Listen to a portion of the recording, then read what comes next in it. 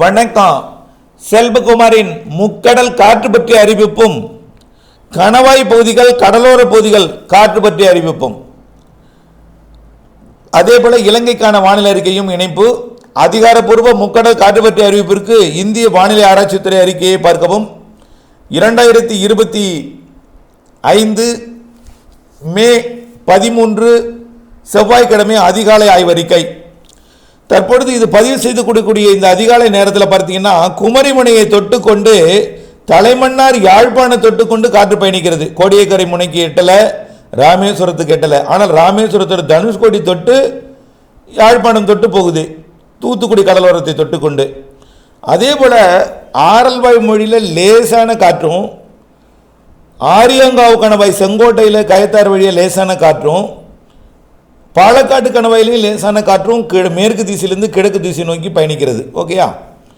இந்த காற்று கொஞ்சம் கொஞ்சமாக இன்றைக்கு பகலில் அதிகரிக்கும். பகலில் பாலக்காட்டு கணவாய் காற்று அவ்வப்பொழுது கொஞ்சம் வேகம் எடுக்கும். அதே போல ஆரியங்காவு கணவாய் காற்றும் ஆரல்பாய்மொழி கணவாய் காற்றும் கொஞ்சம் வேகம் எடுக்கும். அதே நேரத்தில் மீன்பிடித்தல் தொழில் செய்யக்கூடிய கடலோர பகுதிகளுக்கு குமரிமுனை மற்றும் தூத்துக்குடி இடைப்பட்ட கடற்பகுதிகளில் இன்றைக்கு மதியம் காற்றோட வேகம் அதிகரிக்கும். மன்னார் வளைகுடா மற்றும் இலங்கை ஒட்டிய கடற்பகுதியில் மட்டும் இன்றைக்கு கொஞ்சம் வலுவான காற்று இருக்கு. காற்று கிழக்கு நோக்கி ஈர்க்கப்படுகிறது. மாலையில் கொஞ்சம் உள்ளே நுழைந்து மழைப்பொழிவிற்கு மட்டும் சாதகம் இருக்கு. ஆனால் நாளை தமிழ்நாட்டின் கடலோரம் வழியாக வலுவான காற்று பயணிக்க இருக்கிறது. இதில் பாலக்காட்டு கணவாய் காற்றும் வேகம் எடுக்கும். நாளைக்கு பாலக்காட்டு கணவாய் காற்றும் கொஞ்சம் வேகம் எடுக்கும். ஆரியங்காவு கணவாய் காற்றும் கொஞ்சம் வேகம் எடுக்கும். ஆரல்வாய்மொழி கணவாய் காற்றும் வேகம் எடுக்கும். குமரிமுனையை தொட்டுக்கொண்டு ராமேஸ்வரம் தொட்டுக்கொண்டு பயணிக்கக்கூடிய அந்த கடலோர காற்று வேகம் எடுக்கும் 14ஆம் தேதி புதன்கிழமை நாளைக்கு. இருந்தாலும் ஒட்டுமொத்த கடலோர பகுதிகளில் இது வைகாசி மாதம் வீசக்கூடிய, சித்திரை மாதம் வீசக்கூடிய காற்று தான் என்பது உங்கள் மீனவர்களுக்கு அனைவருக்குமே தெரியும். இருந்தாலும் இந்த காற்று சற்று அச்சுறுத்தலை கொடுக்கும். நாளையை விட 15ஆம் தேதி மேலும் மேகம் அதிகரிக்கும். 15 விட 16ஆம் தேதி மேகம் அதிகரிக்கும். இப்படியே படிப்படியாக வங்கக்கடலில் வங்கக்கடலோரம் பயணிக்கக்கூடிய காற்று 18ஆம் தேதியிலிருந்து வலு பெற்றுவிடும். 18ஆம் தேதி குமரிமுனை தொட்டு ராமேஸ்வரம் தொட்டு கோடியக்கரை முனை தொட்டு ஆந்திர கரையோரத்தை நோக்கி தமிழ்நாட்டின் கரையை ஒட்டி பயணிக்கக்கூடிய காற்று மன்னார் வளைகுடாவில் 45 65 கிலோமீட்டர் வேகம் வரைக்கும் அவ்வப்பொழுது இருக்கும். 18 19 20ஆம் தேதியில் இன்னும் அதிகரிக்கும். ஒட்டுமொத்த தமிழ்நாட்டின் கடலோரம் முழுவதுமே 45 கிலோமீட்டர் வேக காற்றும், மன்னார் வளைகுடாவில் 45 55 65 அப்பப்போவும் இருக்கும். மன்னார் வளைகுடாவில் இதே போல காற்று தான் ஆரல்வாய்மொழி கணவாய், ஆரியங்காவு கணவாய், பாலக்காட்டு கணவாயிலையும் மேற்கிலிருந்து கிழக்கு நோக்கி இருக்கும் காற்று. இந்த காற்று பகுதியில் அதாவது நாள் முழுவதும் காற்று இருக்காது. மதியம் வந்துவிட்டால் காற்று இருக்கும். மாலை வலுப்பெறும். நள்ளிரவு வரைக்கும் தான் இருக்கும். அதிகாலை காற்றோட வேகம் குறைஞ்சிரும். காற்றோட வேகம் குறையும் பொழுது மழை இருக்கும். காற்றோட வேகம் கூடும்போது மழை தடைப்படும். இருந்தாலும் நாள் முழுவதும் காற்று இருக்காது. மதியம் மாலை இரவு காற்று இருக்கும். அதிகாலை காலை காற்று குறையும் தீவிரம். அப்போ மழையாக வரும்.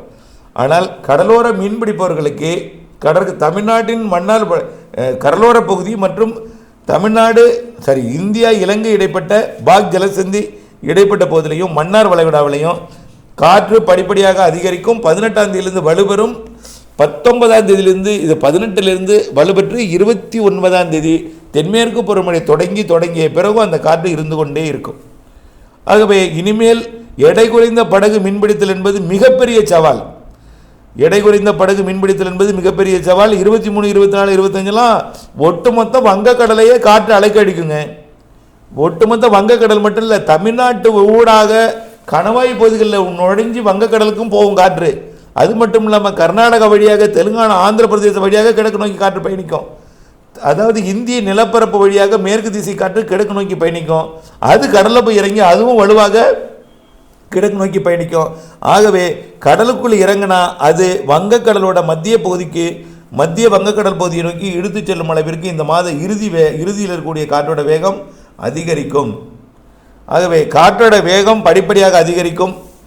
இதில் தொடர்ந்து வங்கக்கடலில் படிப்படியாக அதிகரிக்கும் காற்று மன்னார் வளைகுடா தமிழ்நாட்டின் கடலோர பகுதிகளுக்கு அதிகரித்து மாத இறுதியில் அந்த நிகழ்வு 24, 25ஆம் தேதியிலிருந்து மாத இறுதி தென்மேற்கு பருவமழை தொடங்கும் வரைக்கும் ஒடிசா கடலோரத்துக்கு அந்த நிகழ்வு வட மாநிலங்கள் நோக்கி அந்த நிகழ்வு உள்ளே போகும் பொழுது தமிழ்நாட்டின் கடலோர பகுதிகளுக்கும் மன்னார் வளைகுடா பாக்ஜல சிந்தி பகுதிகளுக்கும் கணவாய் பகுதிகளிலையும் படிப்படியாக இந்த மாதம் 18ஆம் தேதிக்கு மேல் காற்று வலுப்பெற்று இருக்கும் மாத இறுதி வரை என்பதையும் தென்மேற்கு பருவமழை தொடங்கிய பிறகும் அது வலுவாக இருக்கும் என்பதையும் தெரியப்படுத்த விரும்புகிறேன். எடை குறைந்த படகுகள் சவால். நாளையிலிருந்து எடைக்கு மிகுந்த அதாவது விசை படகுகளுக்கும் தடை விதிக்கும் அளவிற்கு காற்று இருக்கும். கண்டிப்பாக அச்சுறுத்தலை கொடுக்கும். குமரி முனையில் இறங்குனீங்கன்னா அது யாழ்ப்பாணத்தை கொண்டு போயிடும் காற்று. கோடியக்கரை முனையில் இறங்குனீங்கன்னா மத்திய வங்கக்கடல் போயிடும். அதனால் கொஞ்சம் எச்சரிக்கை தேவை. மீனவர்கள் மிகுந்த எச்சரிக்கை தேவை. நாளையிலிருந்து காற்று 19ஆம் தேதியிலிருந்து மேலும் அச்சுறுத்தல். மாத இறுதி 10 நாள் முடியவே முடியாது, கடலுக்குள் இறங்கவே முடியாது. தொடர்ந்து இணைந்திருங்கள். அடுத்தது இலங்கைக்கான வானிலை ஆய்வறிக்கை. இலங்கையை பொறுத்த வரைக்கும் இனிமேல் மழைப்பொழிவு பரவலாக இருக்கிறது. நேற்றைக்கும் மழைப்பொழிவு இலங்கையில் நல்ல கனமழைப்பொழிவு கொடுத்தது. இன்றைக்கும் தென் இலங்கையில் நல்ல மழைப்பொழிவு கொடுக்கும். நாளை 14ஆம் தேதி வடக்கு கிழக்கு மாகாணங்களுக்கும் டெல்டா மாவட்டங்களுக்கும் மழை எதிர்பார்த்துருக்கிறோம். இதனால் யாழ்ப்பாணம் காங்கேசன்துறை உட்பட இலங்கையின் ஒட்டுமொத்த பகுதிக்கும் வடக்கு கிழக்கு மாகாணங்களுக்கும் மழைப்பொழிவை கொடுக்க இருக்கிறது. 14ஆம் தேதி மாலை இரவில் நள்ளிரவு அதிகாலையில் தான் இலங்கையில் வடக்கு கிழக்கு மாகாணங்களுக்கு மழைப்பொழிவை கொடுக்கும். கண்டிப்பாக வடக்கு கிழக்கு மாகாணங்களுக்கு மழைப்பொழிவு நேரம் அதாவது ஒரு மாலை 4 மணிலிருந்து அதிகாலை 5 மணிக்குள்ளர மாலைக்கு பிறகு நள்ளிரவிலே வடக்கு கிழக்கு மாகாணங்கள் யாழ்ப்பாணம் காங்கேசன்துறை உள்ளிட்ட பகுதிகளுக்கு மழைப்பொழிவை கொடுக்கும்.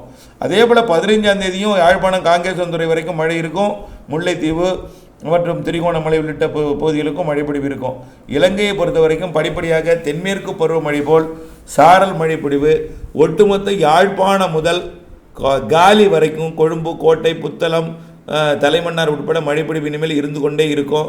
பெரும்பாலும் தென்மேற்கு பருவமழை போல் தென்மேற்கு பகுதியில் கொடுக்கும் மழை உள்ளேயும் குளிர்ந்த சீதோஷ நிலை சாரல் மழையெல்லாம் கொடுக்கும். மலைப்பகுதிகளில் கனமழை பொழிவே இருக்கும். மலைப்பகுதியெல்லாம் இலங்கைக்கு இனிமேல் மழை தாங்க.